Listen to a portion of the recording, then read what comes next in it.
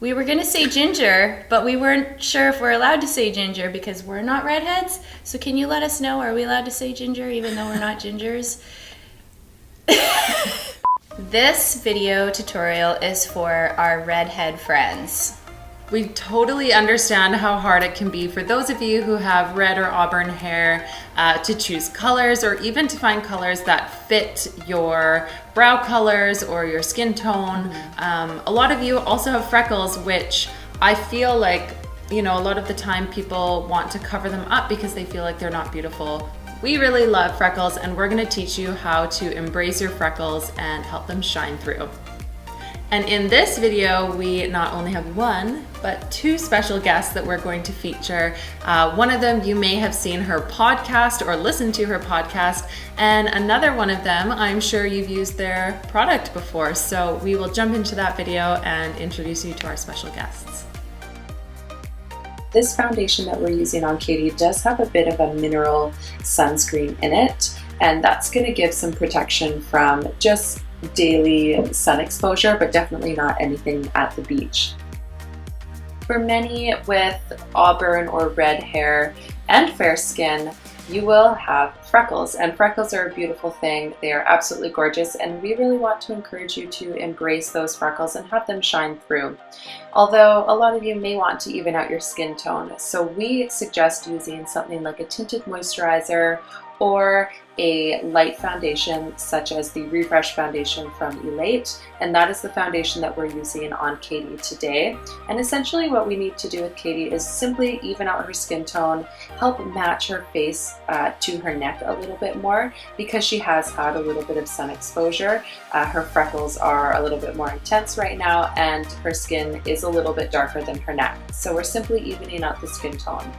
If you do struggle with acne and you do need a bit more coverage, what we always like to encourage is using a tinted moisturizer or that light foundation and then going in and spot concealing with a concealer. Before we dive into anything else on the face, we are going straight to the eyes. We always love doing eye makeup before any face makeup. So the first step is using an eye primer, and we simply use an eye primer to keep the eyeshadow in place and to give a really beautiful base for the eyeshadow to blend in and stick to. In this video, we are using an eye primer from the drugstore. It is cruelty-free, however, it is not completely natural. And we're also blending it right under the eye for any eye makeup that's going to go underneath. For Katie's look today, we're using three colors from Elate: Union, Beloved, and Quintessence.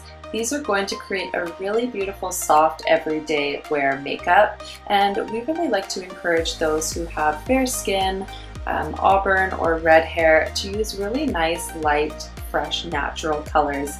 So light browns, taupes, golds, anything that's really beautiful and soft. Even peachy colors on the eyes is beautiful. If you do want to go a little bit bolder, plums are also a really great eyeshadow to work with. And so for this look, we're starting with the eyeshadow Union, and we're simply blending this right over the lid. What this does is it creates a really nice soft base, and it also allows for us to blend those darker shades into the base a little bit more easily.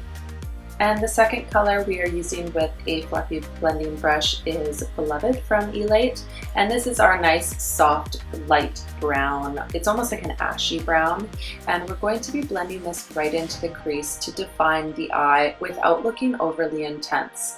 And this is really easy to do with a very soft brown tone or even like a taupe, anything that's nice and soft that isn't going to be too obvious. So by using this fluffy brush and blending it back and forth, we can create a really beautiful crease. And even for those who have you know, flatter eyelids or someone who doesn't have a lot of definition, you can use this color right along that crease, even if you have to fake it, and it's going to make your eyes pop really beautifully.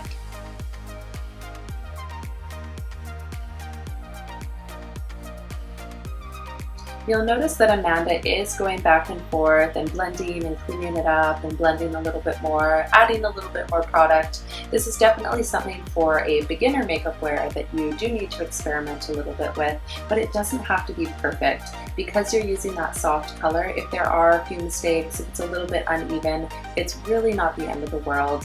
As long as you keep going over, you can even go over with a clean brush after it's done and re-blend it out again. We like to deepen it a little bit more in the outer corner than we do on the inside of the eye. The next color that we're using is Quintessence from Elate. This is a really beautiful peachy goldy tone. This is going to really soften the eye. It's also going to bring a really nice light, almost shimmery effect. And we're putting this right in the middle of the lid. So when Katie's eyes are open, you can see the color, and it's bringing that extra light and a little bit of shimmer to the eye, which is really beautiful for a very soft, pretty look. And what we've done here is we've taken Beloved and we've worked it just right across the lash line at the bottom. This is going to give some definition without adding something like a really dark eyeliner or anything too intense that's going to intensify the eye. We're going for a very soft look here, so an eyeshadow is perfect as a faux eyeliner. And now we're going back to that very first color, Union, and we're going to just put it in a few spots right in the corner of the eye. We're going to put it under the brow bone to make that highlight pop a little bit more, and across the lid, just to blend everything in together and make sure everything's popping really nicely where it should be. The next thing I want to address is eyebrows, and this can be, again, a very personal thing. We always encourage people who have red hair not to match their eyebrows exactly with their hair color.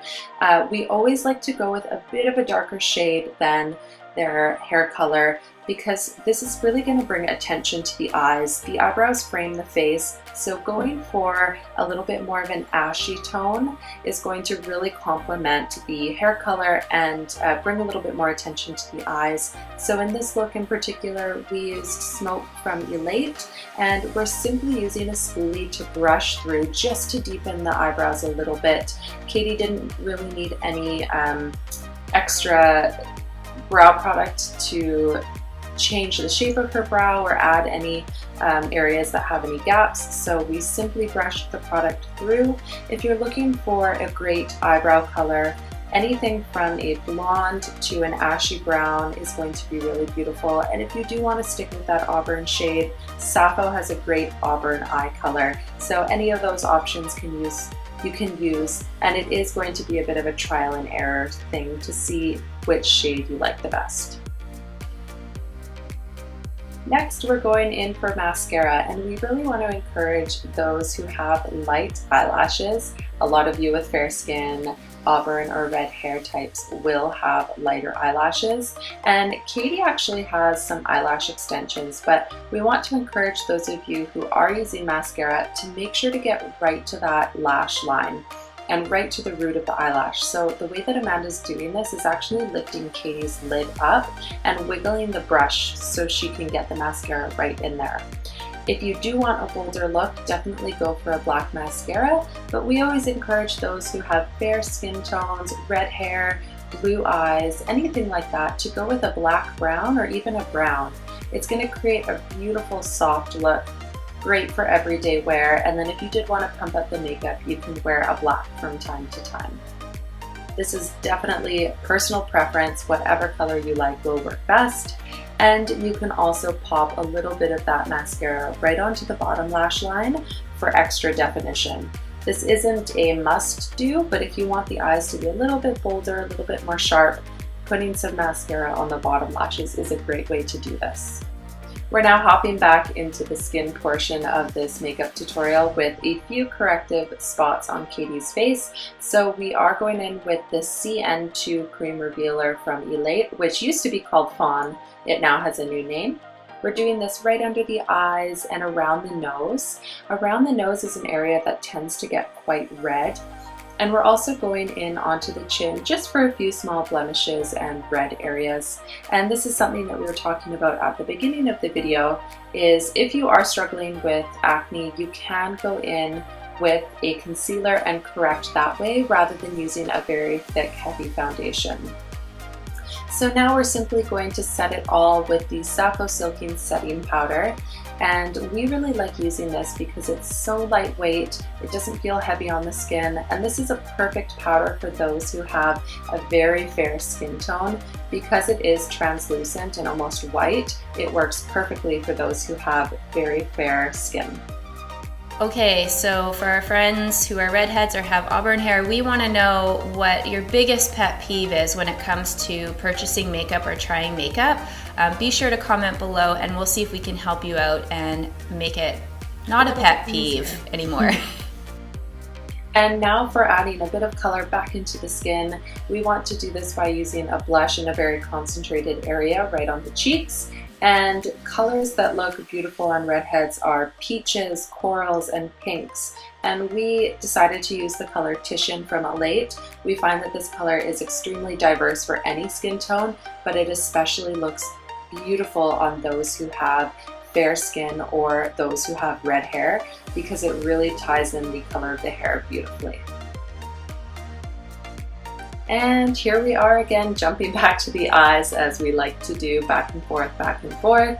We're using a brown eyeliner pencil from Pura Nata. We're going in for a little bit of detail work here with the eyes. This is not necessarily something you need to do, but if you would like to pump up your makeup a little bit more and create a bit of a stronger look, using a pencil eyeliner is a really beautiful way to do this. You can create a sharp kind of wing liner, or you can smudge it out with a brush to create a really nice soft smoky look.